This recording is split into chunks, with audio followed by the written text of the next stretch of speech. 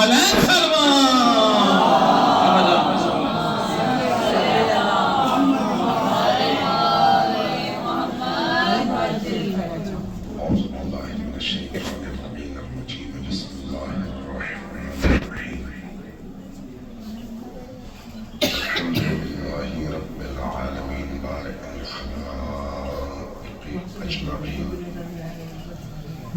والصلاة والسلام على جميع الأنبياء والمرسلين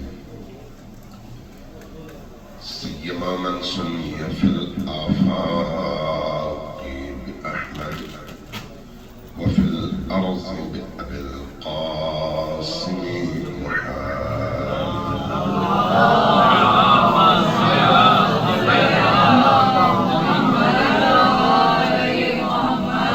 والسلام على أولادها الطيبين الطاهرين المعصومين الميامين واللعنة الدائمة على أعدائهم أجمعين من يوم عداوتهم إلى قيام يوم الدين.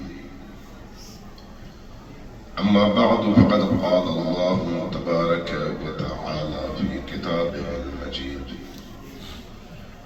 وهو أصدق القائلين وقوله الحق.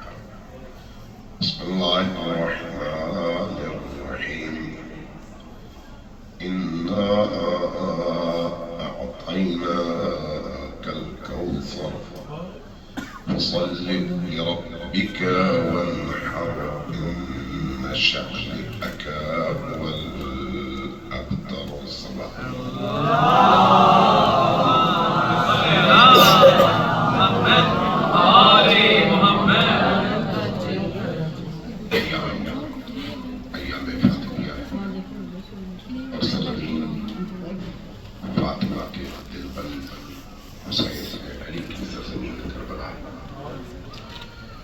اور مجلس سے فاطمہ ہے.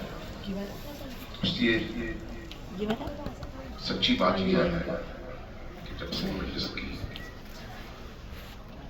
ترتیب ہوئی اور دوستوں نے پڑھنا شروع کیا، اگرچہ فضائل پڑھے جا رہے ہیں لیکن ایک عجیب کیفیت قلب پر تاری تھی کہ ہم آج حسین ابن علی علیہ السلام کی بارگاہ ان کی مظلومہ والدی گرامی کا سوز کا غم، ان کی مصیبت اور ان کا درد بیان کرنے لگے ہیں. مجلس فاطمہ ہے. کون فاطمہ؟ اگر کائنات کی، انسان کی تاریخ پر آپ غور کریں تو فاطمہ ایک ہی ہے. پورے عالم کی تاریخ میں ایک ہی ہستی ہے جو خاتون کی حیثیت سے اس مقام پر فائز ہے جس مقام پر کوئی مرد فائز نہیں ہو سکتا. کوئی اپنی مقام نہیں ہے. ہم ہو سکتا ہے بعض اوقات شاعری کی زبان میں، فضائل کی زبان میں بعض ایسی باتیں کر جائیں جو لوگوں کو قابل فہم نہ ہو لوگوں کے لیے اور قابل ہضم نہ ہو. لیکن جب ہم قرآن اور اہل البیت کے کلام پر غور کرتے ہیں، جب ہم اہل البیت علیہ السلام کی زبان سے اس ہستی کے بارے میں آنے والی روایات پر غور کرتے ہیں تو دیکھتے ہیں کہ فاطمہ یگانہ روزگار وہ ہستی ہے جن کا کوئی ہمسر کو کوئی مقابلہ نہیں ہے. کوئی مقابلہ نہیں. اللہ تبارک و تعالیٰ نے عجیب انداز میں اس ہستی کا تعارف پیش کیا. عجیب انداز. اللہ کے کلام کی دو قسمیں ہیں. ایک کو ہم قرآن کہتے ہیں اور دوسرے کو ہم حدیث قدسی کہتے ہیں. قرآن لفظ بھی اللہ کی طرف سے ہے، معنی بھی اللہ کی طرف سے ہے، اس لیے اس میں ایک حرف کی تبدیلی ممکن نہیں ہے. لہذا جو کچھ آج قرآن کی صورت میں ہمارے پاس موجود ہے وہ سب کا سب بے عینی اللہ کی طرف سے ہے، اور کسی کو اس میں ایک زیر زبر کی تبدیلی کا حق حاصل نہیں ہے۔ لیکن ایک دوسرا کلام ہے جس کو ہم حدیث قدسی کہتے ہیں۔ حدیث قدسی کیا ہے؟ اللہ کی طرف سے کلام ہے، اللہ کی طرف سے پیغام ہے، اللہ کی طرف سے مفہوم ہے، لیکن الفاظ کا پیراہن نبی کی طرف سے ہے۔ مفہوم اللہ کی طرف سے اور الفاظ کا پیراہن نبی کی طرف سے۔ لہذا اگرچہ الفاظ نبی کریم کے ہیں لیکن پیغام خدا کا۔ اب جب ہم اس طرح کے پیغامات کو احادیث کے متون میں سے نکالتے ہیں، ایک حدیث اور اس کا ایک ٹکڑا آپ سب کو یاد ہے۔ اہل سنت کے یہاں بھی مختلف حصوں میں، مختلف ٹکڑوں میں یہ حدیث موجود ہے۔ ایک جگہ تینوں ٹکڑے نہیں ہیں، مختلف جگہوں میں الگ الگ ٹکڑوں کی صورت میں یہ حدیث موجود ہے۔ اس کا ایک جملہ، ایک ٹکڑا تمام مسلمانوں کو ازبر ہے کہ اللہ نے فرمایا لولا لما خلقت الافلاق، اے رسول اگر آپ نہ ہوتے تو میں افلاق، اس پورے عالم، خلاصہ عرض کروں اس پورے عالم کو میں کبھی بھی خلق نہ کرتا۔ اگلا جملہ کہیں اور ہے، اس کے ساتھ متصل نہیں ہے۔ وہ کیا ہے؟ وَلَوْلَا عَلِي لَمَا خَلَقْتُكَ، اور اگر علی نہ ہوتے تو آپ کو بھی خلق نہ کرتا۔ اگرچہ ظاہری معنی کے لحاظ سے قابل ہضم نہیں ہے، لیکن اس کو سمجھانے کی ضرورت ہے کہ اس کا مطلب کیا ہے۔ اب ایک اور جگہ اہل سنت کے یہاں بھی ہے اور شیعوں کے یہاں بھی ہے، لیکن مختلف ٹکڑوں میں، جیسے میں نے پہلے عرض کیا۔ ایک اور جگہ فرمایا وَلَوْلَا فَاطِمَةَ لَمَا خَلَقْتُكُمَا، اگر فاطمہ نہ ہوتی تو آپ دونوں کو بھی خلق نہ کرتا۔ اور آپ تصور کیجیے،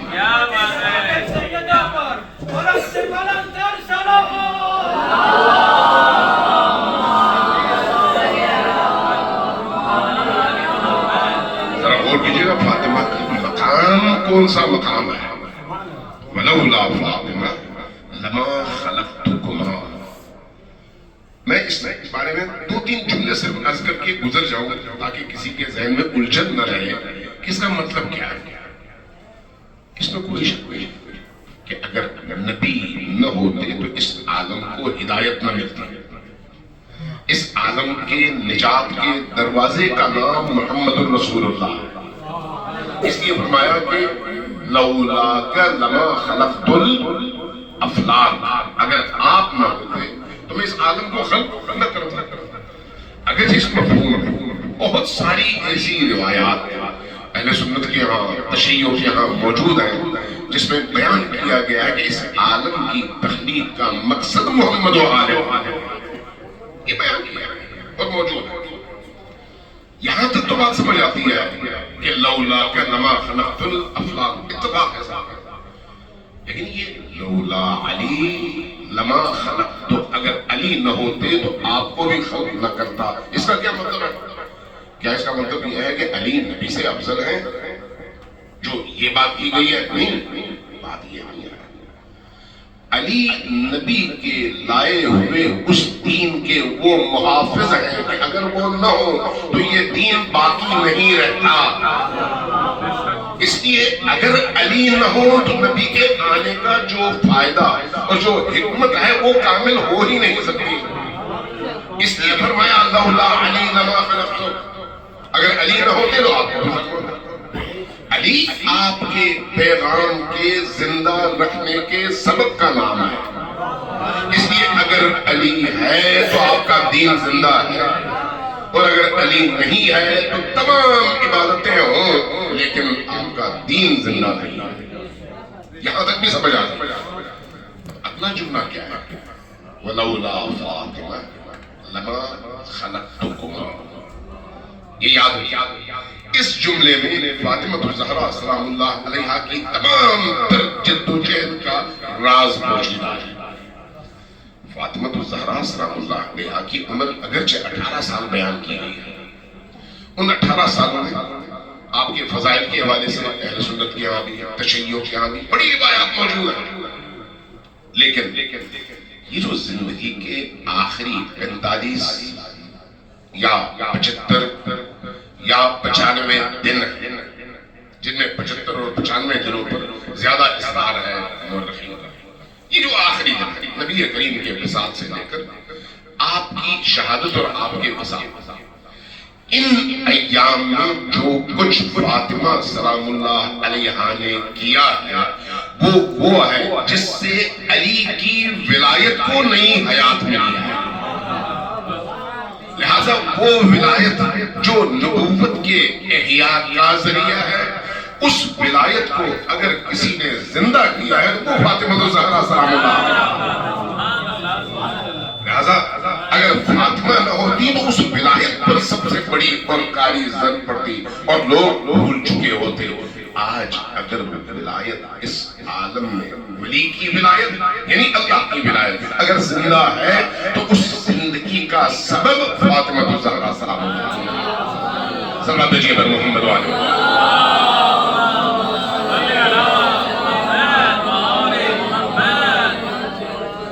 میں بھی ڈھونڈ رہا تھا امام صادق علیہ السلام کی ایک حدیث مجھے ملی۔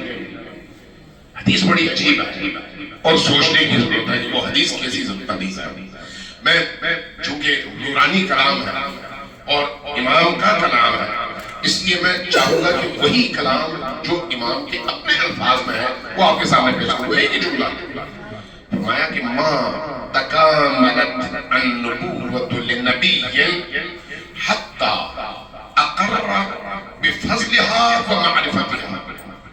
اللہ تبارک و تعالیٰ نے گزشتہ تمام انبیاء کی نبوت کو اس وقت تک کامل نہ کیا جب تک وہ تمام انبیاء فاطمہ کی فضیلت اور ان کے مقام کا اعتراف نہ کریں۔ امام صادق علیہ السلام کہ جب تک وہ انبیاء فاطمہ الزہرا سلام اللہ علیہا کے مقام اور ان کی معرفت تک نہ پہنچے اور اقرار نہ کریں، ان کی نبوت اور رسالت پر مہر اللہ نے نہیں لگائی۔ وہ ہستیاں ہیں، وہ ہستی جو اہل البیت علیہم السلام کے درمیان محور اور مرکز ہے۔ حدیث قصہ بھی آپ نے پڑھی ہے۔ یہ حدیث قصہ کیا بتاتی ہے؟ ہم فاطمہ و ابو و بعلو و بنو، کیا نبی محور نہیں ہے؟ فاطمہ نبی سے نہیں ہے؟ علی کیا نبی سے نہیں ہے؟ نبی نہ ہوتے تو یہ سب نہ ہوتے، لیکن فاطمہ کو محور کیوں بنایا گیا؟ اس لیے کہ نبی سے رشتہ جوڑنا بڑا آسان ہے، نبی سے رشتہ داری کا اظہار بڑا آسان ہے، نبی سے ہر ایک چاہے گا اپنے آپ کو جوڑ کر اپنا نام بڑا کرے، لیکن نبی کے دین کی محافظہ کا نام فاطمہ ہے، اس لیے فاطمہ سے رشتہ جوڑنا خون مانگتا ہے، فاطمہ سے رشتہ جوڑنا شہادت مانگتا ہے، فاطمہ سے رشتہ جوڑنا قربانی مانگتا ہے۔ اس لیے آپ دیکھیں نبی سے رشتہ داری بڑے لوگوں کی ہے، لیکن اگر طول تاریخ نبی کریم سے لے کر آج تک اگر قربانی کسی نے دیا ہے تو وہ صرف اور صرف اور صرف فاطمہ کے گھر نے دی ہے۔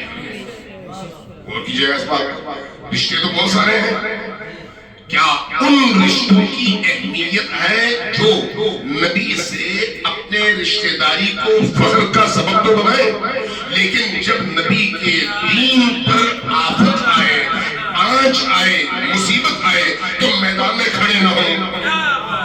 لہذا میدان میں نبی کے دین کی حفاظت کے لیے اگر کسی نے کھڑا ہونا ہے تو اس ہستی کا نام فاطمہ ہے، لہذا فاطمہ سے رشتہ اللہ کی نگاہ میں سب سے اہم ہے۔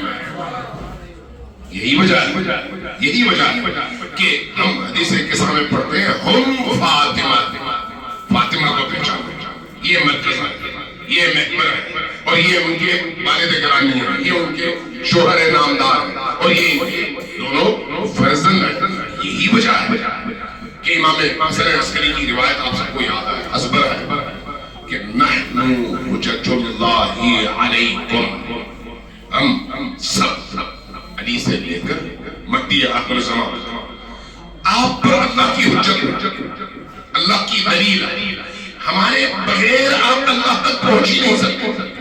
یہ یاد رکھیں، یہ یاد رکھیں. اللہ کی الوہیت کے اقرار کی قبولیت کی شرط، یاد رکھیں میں کیا کہہ رہا ہوں، اللہ کی الوہیت کی قبولیت کی شرط ولایت علی ابن ابی طالب ہے. نبوت کافی نہیں ہے، کیوں؟ اس لیے کہ اللہ تبارک و تعالیٰ نے خود قرآن میں یہ فرمایا اگر آپ کہیں لا الہ الا اللہ، آپ کہہ سکتے ہیں نا ہم لوگ بہت بڑے موحد ہیں، ہم نے اللہ کے علاوہ تمام خداؤں کی نفی کیا ہے، لیکن نبی کو نہ مانے تو کیا قبول ہے؟ وہی الوہیت کا اقرار جو کہ اساس ہے دین میں. اگر نبی کی رسالت اور نبوت کا اعتراف نہ کیا جائے تو اسی الوہیت کا اقرار بھی نہ کافی ہے اور نہ انسان کی نجات کا سبب ہے.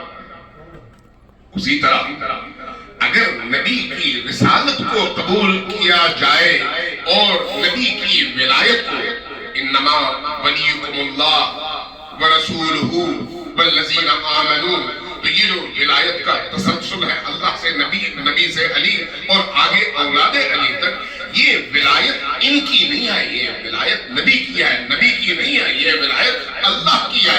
لہذا اگر یہ ولایت نبی میں جلوگر ہے تب بھی اللہ کی ہے، اور اگر علی اور اولاد علی میں جلوگر ہے تب بھی اللہ کی ہے. لہذا اس ولایت کا اقرار کیے بغیر ایک انسان اللہ کے سامنے ہزاروں سال سجدے کرتا رہے، اس کے تمام سجدوں کی قیمت ایک پیسے کی نہیں ہے جب تک وہ اس ولایت کے تسلسل کو قبول نہ کرے.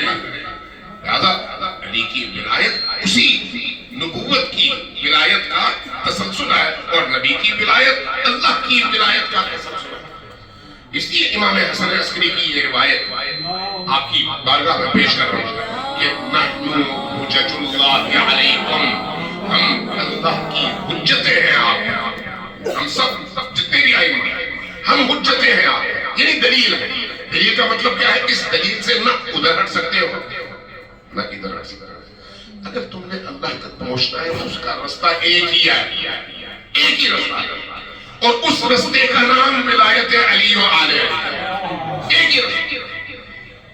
اگر کوئی یہ کہے اس سے کیا فرق ہے، ہم اللہ کی عبودیت کرتے ہیں، ہم نماز پڑھتے ہیں، ہم روزہ رکھتے ہیں، ہم یہ کرتے ہیں، ہم وہ کرتے ہیں، کافی ہے، علی کو ماننا کیوں ضروری ہے؟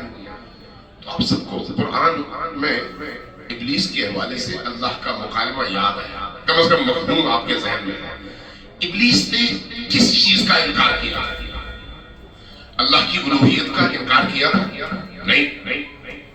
وہ تو یہ کہتا خدایا تو جتنا کہے میں تیرے سامنے سجدہ کرنے کو تیار ہوں، جب تک کہے تیری عبودیت کے لیے تیار ہوں، جب تک کہے جیسا کہے میں کرنے کو تیار ہوں، تجھے مانتا ہوں.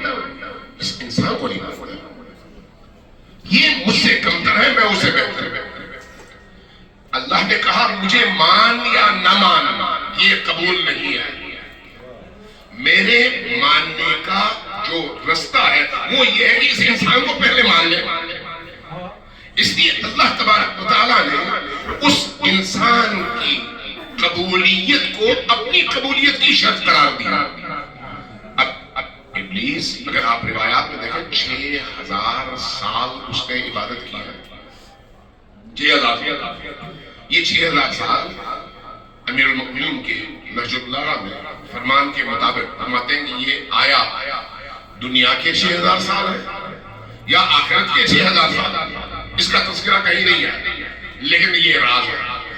6000 سال ایک موجود، ایک مخلوق اللہ کی بارگاہ میں سر و سجود ہو، رکوع کرے، نماز پڑھے، سجدے کرے، اللہ کی عبودیت کرے، وہ ساری عبادتیں ایک طرف، اور ایک انسان کو نہ ماننے کا جرم ایک طرف، اس ایک جرم کی وجہ سے اس کی 6000 سال کی ساری ایکسرسائز باطل اور زیرو. تو وہ جو انسان ہے، اس انسان کی روح کا نام ولایت علیہ ہے. لہذا اگر آج بھی کوئی شخص اس ولایت کے سلسلے کو قبول نہیں کرتا تو 100 سال اپنی پیشانی زمین پر رگڑتا رہے.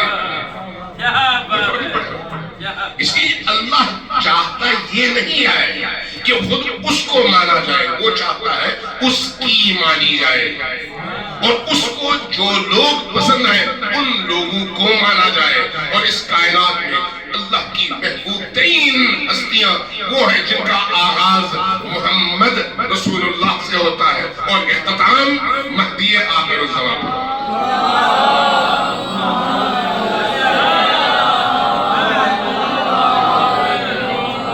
یہی وجہ ہے کہ امام حسن عسکری نے یہ فرمایا کہ نحن حجج اللہ علیہ، ہم اللہ کی تم پر حجتیں. اگلا جملہ بڑا عجیب ہے، وجدتنا فاطمۃ حجۃ اللہ علینا، اور ہماری جدی ماجدہ فاطمہ الزہراء سلام اللہ علیہا اللہ کی طرف سے ہم ائمہ پر حجت ہیں، ہم پر حجت ہے. جب آپ اس کلام پر غور کرتے ہیں تو ائمہ کی جو روش ہے، ان کی جو اخلاقیات ہیں، ان کی جو سنتیں ہیں وہ سامنے آتی ہیں. عجیب ہے، امام صادق علیہ السلام کے حوالے سے حدیث ہے کہ آپ کو بخار ہوتا، بخار کی تپش، گرمائش، اس میں وہ جل رہے ہوتے تو پانی منگواتے، کپڑے کو گیلا کرتے، پیشانی پر رکھتے، پھر پکارتے یا فاطمہ یا فاطمہ یا فاطمہ، شفا یاب ہو جاتے.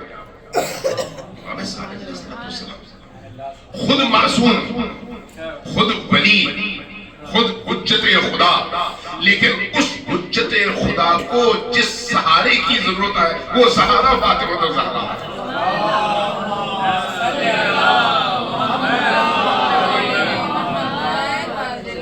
سلام اللہ علیہا، ان کی معرفت آسان نہیں ہے، آسان نہیں ہے.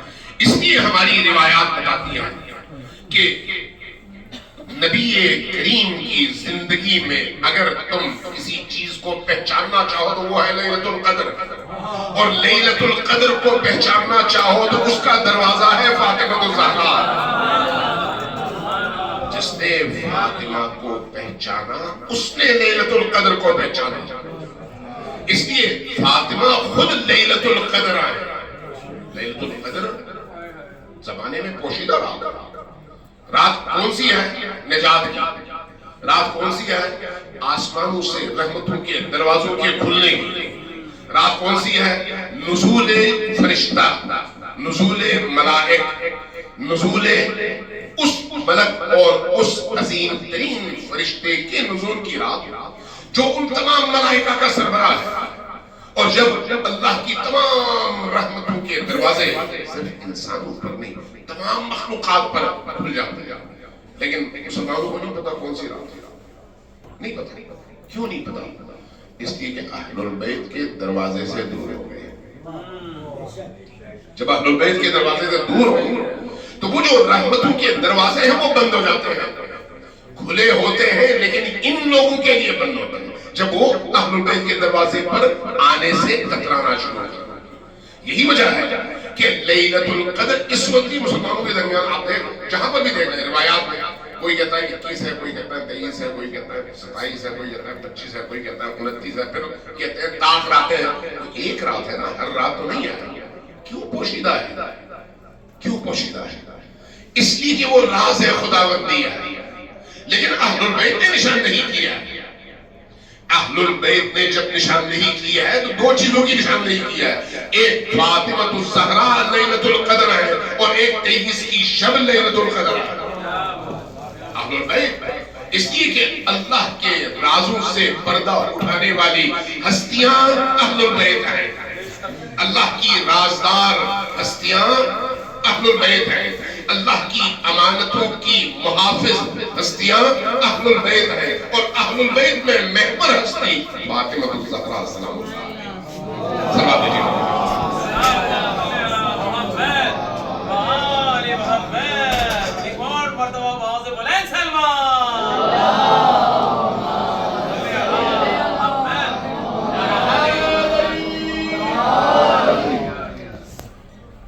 فاطمہ الزہرا سلام اللہ علیہا وہ ہستی ہے جن کے مقام اللہ کے رسول جہاں موقع ملا بیان کیا۔ روایت اہل سنت کی معتبر ترین کتابوں میں موجود ہے، اور وہ بھی اعتراف کرتے ہیں کہ ہاں یہ روایت سچی ہے، اور ہمارے یہاں بھی موجود ہے۔ 3 طرح کی روایتیں نقل ہوئی ہیں۔ ایک روایت میں 6 مہینے کا عرصہ، دوسرے میں 9 مہینے، اور تیسرے میں 1 سال کا عرصہ بیان کیا گیا۔ 3 صحابیوں نے روایت نقل کی۔ ایک نے کہا میں 6 مہینے مدینے میں رہا، دوسرے نے کہا میں 9 مہینے مدینے میں رہا، تیسرے نے کہا میں 1 سال مدینے میں رہا۔ میں نے رسول اللہ کی سیرت دیکھی، وہ کیا ہے؟ ہر نماز کے موقع پر جیسے ہی اذان مأذن سے بلند ہوتی، اذان کی آواز، نبی کریم اپنے حجرے سے باہر تشریف لاتے اور سب سے پہلے فاطمہ الزہرا سلام اللہ علیہا کے دروازے پر کھڑے ہوتے، اور کھڑے ہو کر اونچی آواز سے فرماتے السلام علیکم یا اہل بیت النبوت، اے نبوت کے گھر والوں آپ پر میرا سلام۔ 1 سال ہر روز 5 نمازوں کے اوقات میں نبی کریم کا اس دروازے پر حاضر ہو کر یہ بتانا کہ یہ نبوت کا گھر ہے، یہ نبوت کا دروازہ۔ 1 سال تک کیوں؟ تاکہ مدینہ والے بھی جان لیں کہ یہ دروازہ کیسا دروازہ ہے، باہر سے آنے والوں کو بھی پتا چل جائے کہ یہ گھر کیسا گھر ہے۔ امام جلال الدین سیوطی تفسیر در المنصور بڑے معروف، یہ جو سیوطی ہے انہی کی کتاب ہے، ادب کی کتاب، در المنصور انہی کی کتاب ہے، تاریخ الخلفاء انہی کی کتاب ہے۔ بہت بڑے محدث بھی ہیں، ادیب بھی ہیں، مورخ بھی ہیں، متکلم بھی ہیں، اور مفسر قرآن بھی ہیں، اہل سنت۔ انہوں نے سورہ نور کی 34ویں، 35ویں، 36ویں، 37ویں ان آیات کی جب تفسیر کی، وہاں پر ایک روایت بتائی ہے، جب فی بیوت اذن اللہ ان ترفع والی آیت نازل ہوئی کہ کچھ گھر ایسے ہیں جن کو اللہ نے یہ اجازت دی ہے کہ ان کا مقام بلند ہو۔ جب یہ آیت اتری، وہ فرماتے ہیں کہ نبی کریم تشریف فرما تھے، آیت اتری اور آپ نے آیت بیان کر دی۔ صحابہ کرام تشریف فرما تھے، انہوں نے پوچھا کسی نے یا رسول اللہ ان گھروں سے مراد کون سے گھر ہیں؟ فرمایا یہ انبیاء کے گھر، انبیاء کے گھر۔ جب یہ فرمایا انبیاء کے گھر ہے تو امام جلال الدین سیوطی کہتے ہیں کہ اس اثنا میں حضرت ابوبکر کھڑے ہوئے اور انہوں نے ہاتھ کا اشارہ کیا اور پوچھا کیا یہ گھر بھی ان گھروں میں شامل ہے؟ صحابہ نے دیکھا اشارہ کس طرف تھا؟ علی اور فاطمہ کے گھر کی طرف، علی اور فاطمہ کے گھر کی طرف۔ رسول اللہ نے اشارہ دیکھا، گھر کی طرف دیکھا، 2 جملے ارشاد فرمائے، فرمائے بلا بل افضلہما، پہلا جملہ جی یہ گھر بھی شامل ہے، اور دوسرا جملہ بلکہ یاد رکھو یہ گھر ان تمام انبیاء کے گھروں سے افضل گھر ہے۔ یہ روایت بیان نہیں کر رہا، یہ وہ گھر ہے۔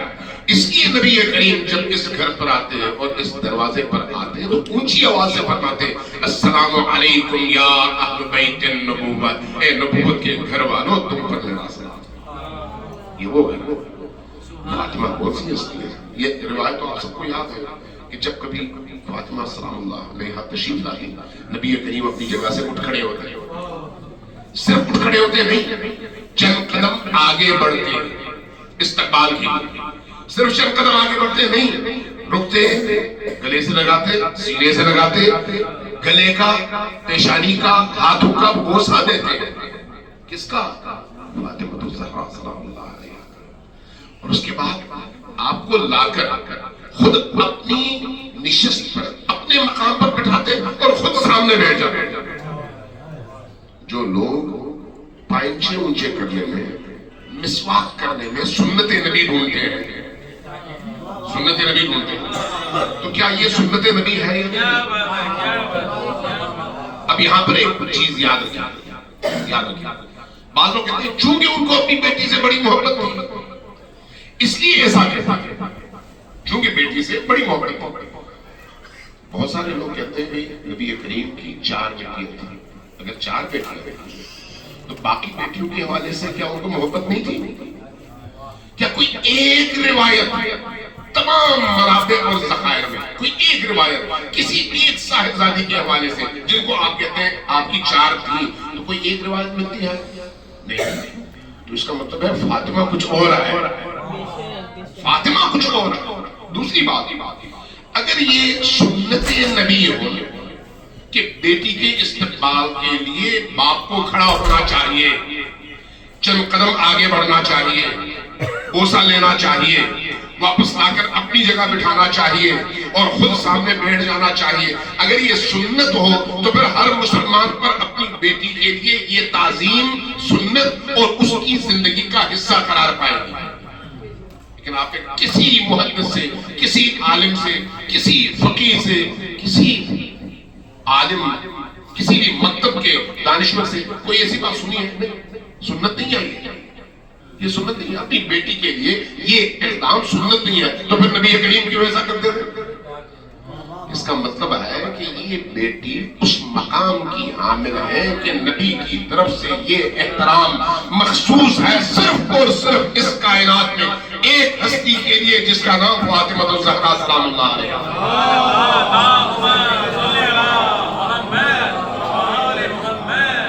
وہ ہستی ہے، یہ وہ ہستی ہے. اس لیے نبی کریم صلی اللہ علیہ وآلہ وسلم جب کبھی فاطمہ کے دروازے پر تشریف لاتے کسی بھی وجہ سے دستک دیتے، آپ تو محرم نامحرم تو کوئی نہیں تھا اس گھر میں، آپ چپ چاپ آپ داخل ہو جاتے، لیکن پوری تاریخ پڑھی ہے اور احادیث کے ذخیرے میں تلاش کی ہے، ایک روایت نہیں ملے گی کہ نبی کریم چپ چاپ اندر داخل ہوئے. دستک دیتے، پکارتے، سلام کرتے، جواب ملتا تو اندر چلے جاتے، اور اگر اجازت نہ ملتی تو وہیں سے خاموشی سے واپس چلے جاتے. اگر اندر سے جواب نہ ملتا تو بھی اصرار نہ کرتے، خاموشی سے واپس چلے جاتے. ذرا غور کیجیے، جب نبی کریم کا مثال ہونے ہماری احادیث میں موجود ہے کہ نبی کریم کا سر اقدس علی کے سینے پر، فاطمہ سلام اللہ علیہا کے گھر میں فاطمہ رو رہی تھی، کیونکہ فاطمہ کے لیے زندگی کا تلخ ترین موقع یہی موقع ہے جب نبی کریم کا وصال ہونے، نبی کریم فاطمہ کی زندگی میں عزیز ترین ہے.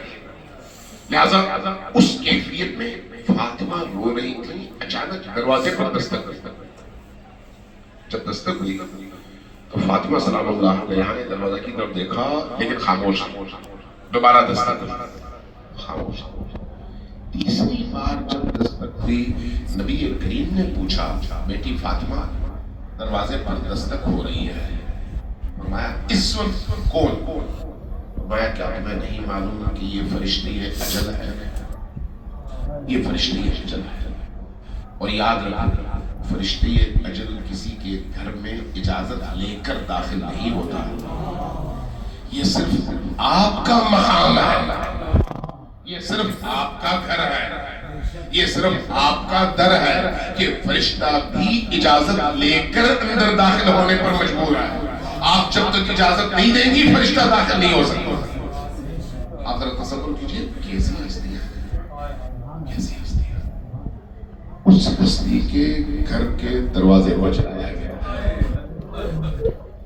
اس ہستی کے گھر کے دروازے پر لکڑیاں جمع کی گئی، اس ہستی کے گھر کے دروازے پر ہجوم آیا. عجیب ہے، عجیب ہے. الفاروق شبلی نعمانی نے ایک جملہ لکھا ہے، بڑا عجیب ہے. نام لکھ کر ان کی درشتی طبع سے بعید نہ تھا کہ وہ فاطمہ کے گھر کو گھر کے مکینوں سمیت زندہ جلا دیتا ہے. یہ الفاروق کی بات شیعہ کتاب کی بات. اور اگر ابن ابی شیبہ جو امام بخاری کے استاد ہیں ان کی المصنف آپ پڑھ لیں تو وہاں پر انہوں نے جو کہا کہ جن حضرات نے فاطمہ الزہرا سلام اللہ علیہا کے ساتھ یہ ظلم کیا زندگی کے آخری لمحوں میں روتے تھے کہ کاش ہم نے فاطمہ کے در پر اور ان کے گھر پر یہ جسارت نہ کی ہوتی. یہ وہ دروازہ تھا جہاں پر فرشتہ اجازت دے کر آتا تھا. یہ وہ در تھا جہاں پر نبی کریم اجازت نہ ملنے پر خاموشی سے واپس چلے جاتے تھے. لیکن آج اس دروازے پر آگ لگی, وہ دروازہ جل رہا ہے. لیکن عجیب ہے اس بی بی کی ہمت, اس بی بی کا حوصلہ بڑا عجیب ہے, بڑا عجیب. اس بی بی نے کیسے تحمل کیا, کیسے برداشت کیا. یہ بی بی اس گھر میں موجود ہے, دروازے پر دستک ہوتی ہے, فاطمہ علی اور ان کے ساتھیوں کو باہر نکالو ورنہ اس گھر کو میں جلا دوں. پوچھتی ہے یہ نبی کی بیٹی کا گھر ہے, یہ فاطمہ کا گھر ہے. بعض ساتھ والے پوچھتے ہیں کہ کیا اس گھر کو مکینوں سمیت فاطمہ اندر ہے؟ جواب ملتا ہے چاہے فاطمہ ہی کیوں نہ ہو, چاہے فاطمہ ہی. اور جب دروازے پر آگ لگتی ہے عجیب منظر ہے, گھر کے اندر کوہرام برپا ہے. فاطمہ دروازے کے پیچھے ہے اور علی کے دفاع میں پیچھے, علی کے دفاع میں دروازے کے پیچھے کھڑی ہے اور فرماتی ہے جب تک فاطمہ ہے علی کو لے جانے نہیں. علی کی ولایت کی سب سے بڑی مدافع فاطمہ الزہرا, سب سے بڑی مدافع. اور جب گھر کا دروازہ جل کر کمزور ہو جاتا ہے تو ایک ظالم لات مارتا ہے. اور جب لات مارتا ہے ذرا سوچئے ایک دفعہ کسی بوجھ تلے انسان آئے اور دب جائے, اس کا اپنا درد ہے. اور دوسری دفعہ اگر اس جلتے ہوئے دروازے پر ایک کیل بھی ہو اور وہ کیل گرمی کی وجہ سے, حرارت کی وجہ سے سرخ ہو چکی ہو اور پھر وہ کیل بدن اطہر میں گھس جائے, اب فاطمہ الزہرا کی کیا کیفیت ہوگی. اس لیے فاطمہ الزہرا سلام اللہ علیہا پر جب در گرتا ہے تو اس کے بعد جو آواز بلند ہوتی ہے وہ یہ ہے یا فضہ, فضہ آؤ مجھے سنبھال لو, میرا محسن شہید ہو, میرا محسن شہید. عجیب کیفیت ہے فاطمہ کے پہلو. آپ کا پہلو شکستہ ہے, آپ کے پہلو کی ہڈیاں ٹوٹی ہوئی ہیں, ایک ہاتھ پہلو پر ہوتا ہے, سر پہ رومال بندھا ہوا, نہ لیٹ سکتی ہے نہ لمبی سانس لے سکتی ہے. آپ کے طرف ڈاکٹر ہو اگر کہیں اور درد ہو تو آدمی برداشت کر لیتا ہے, لیکن جب پہلو کی ہڈیاں ٹوٹی ہوئی ہو تو پھر انسان سانس نہیں لے سکتا, اور جب سانس نہیں لے سکتا تو اس کی کیفیت کیا ہوگا. فاطمہ الزہرا نے اس کیفیت میں ایک روایت کے مطابق 95 دن گزارے ہیں, تقریباً 95. اور ان ایام میں اسی طرح سے اس کیفیت میں ہر صحابی اور ہر مہاجر اور ہر انصار کے دروازے پر گئی ہے کہ علی تنہا رہ گیا ہے, علی کے دفاع کے لیے. ہر دروازے پر حجت خدا نے حجت ادا کی, ہر دروازے پر گئی ہے, ہر شخص کو پکارا ہے, ہر شخص سے استمداد طلب کیا ہے, مدد طلب کیا ہے. لیکن مدینہ میں صورتحال کیا ہے؟ ایک وقت ایسا ہے کہ اصحاب آئے علی کے پاس, کہا یا علی اپنی زوجہ سے کہیے کہ یہ بہت رویا کرتی ہے, یا یہ دن میں رویا کرے یا یہ رات میں رویا کرے. یہ دن میں بھی روتی ہے اور رات میں بھی روتی ہے, اور ہم نہ دن میں آرام کر سکتے ہیں نہ رات میں آرام کر سکتے ہیں. بیت الاحکام کا جو فلسفہ ہے وہ یہی ہے کہ جب اس طرح کی شکایتیں آئیں تو رونے کے لیے قبرستان بقیع میں ایک مقام کا تعین علی نے فرمایا کہ نبی کی بیٹی آپ یہاں پر رو لیا کریں تاکہ لوگ آرام سے سو سکیں، ان کو سکون۔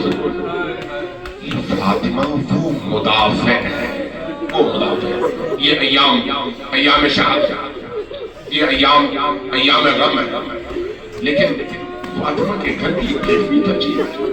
یہ ایام وہ جس میں فاطمہ نے اپنا درد علی سے چھپا کے رکھا، علی جہاں چھڑکتے ہیں فاطمہ، لیکن فاطمہ نے علی سے اپنا درد چھپا کر رکھا۔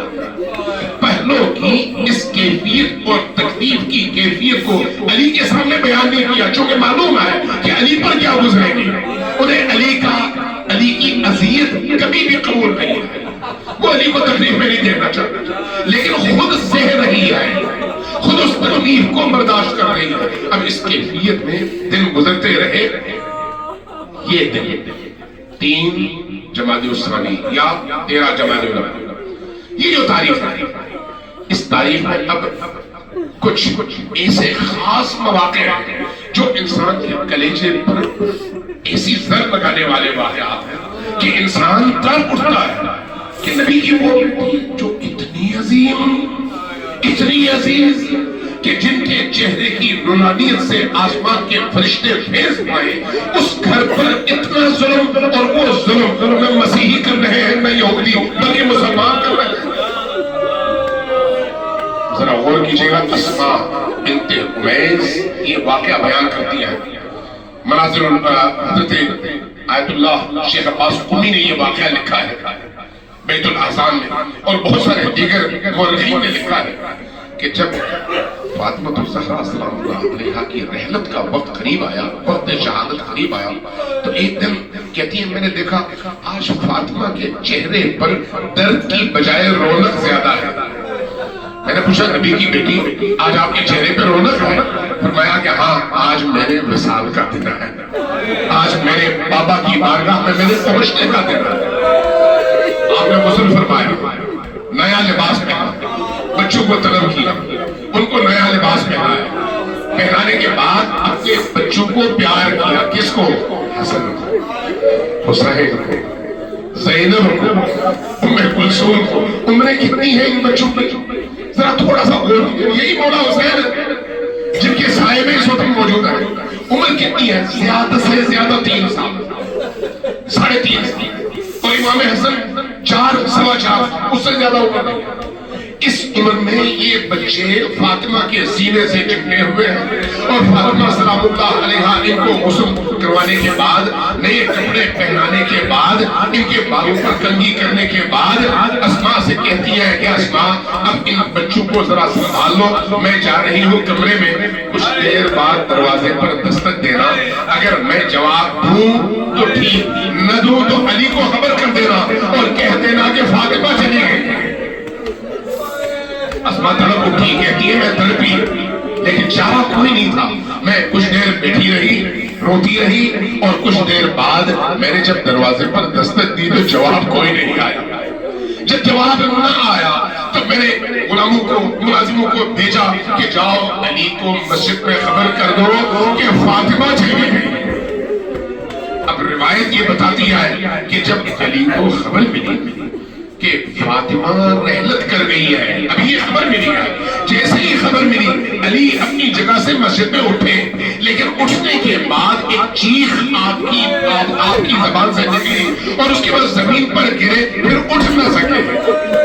علی شاہ مردان اٹھ نہ سکے، غم اتنا بڑا غم۔ جب اس غم کی کیفیت میں علی گرے تو سلمان اٹھے، ابو ذر اٹھے، مقداد اٹھے، علی کو سہارا دیا، گھر کے دروازے تک لائے۔ میں قربان جاؤں علی کی مظلومیت پر۔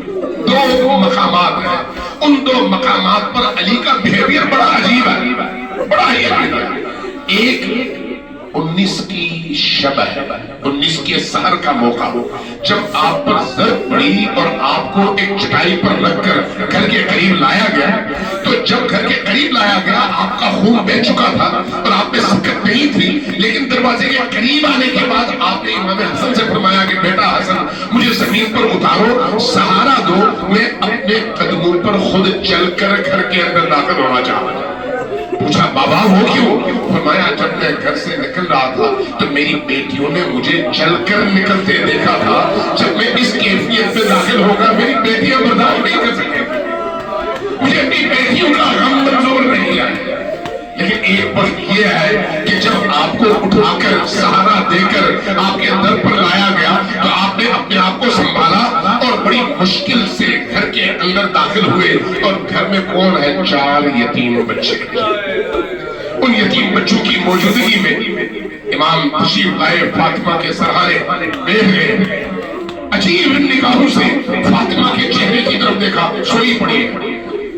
फरमाया फातिमा, एक दफा कहा फातिमा, आवाज दी, खामोशी।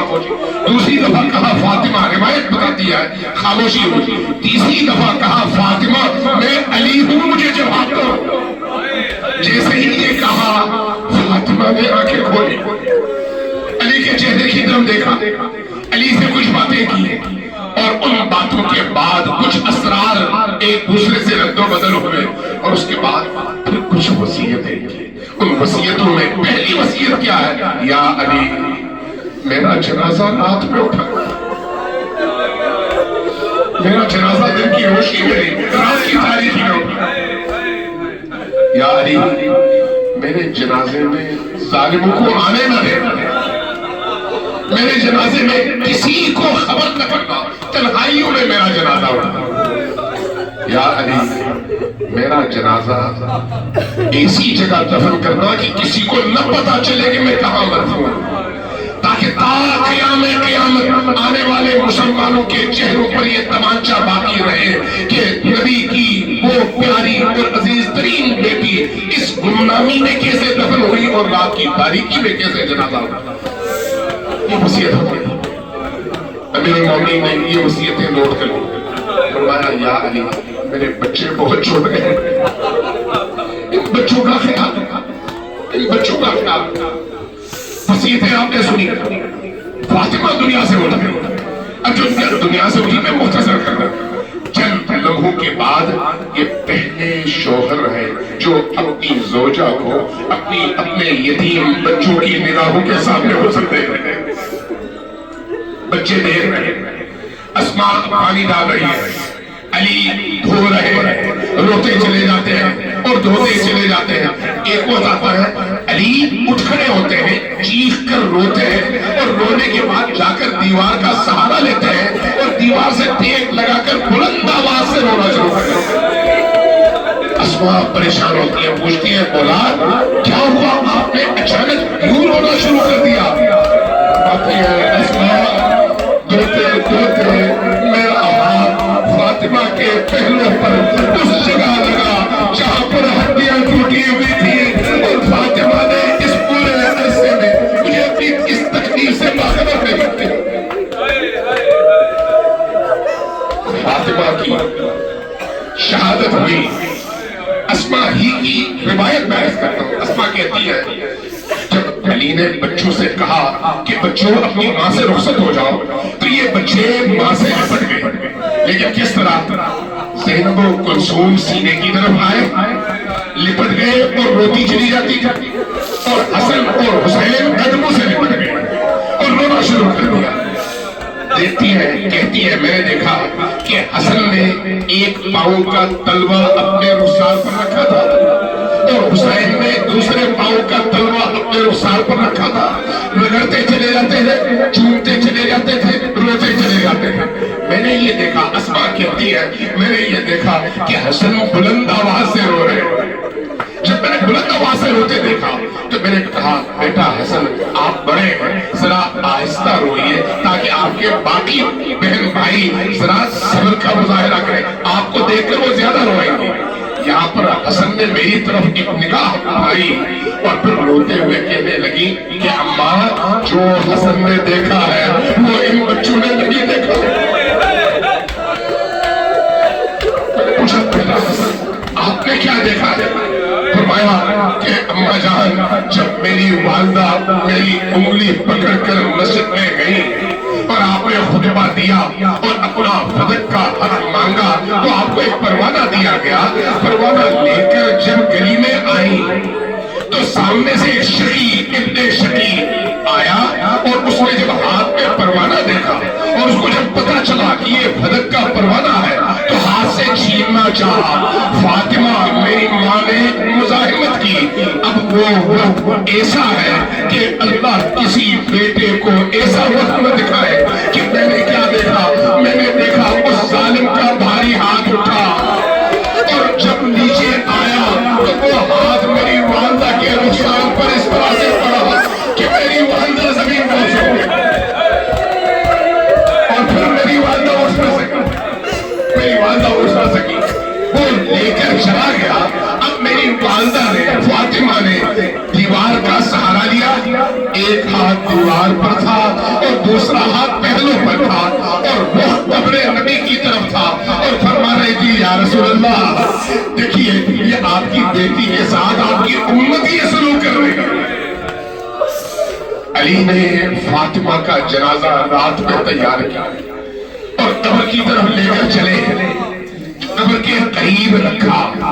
جب آخری رخصت کا وقت ہے, یہ روایات میں ہے, اپنی طرف سے کوئی جملہ نہیں, تاریخ کا نہیں, روایت کا کر رہا ہوں کہ جب قبر کے قریب تابوت رکھا تو بچوں سے کہا بچوں اب آخری دفعہ الوداع کر دو.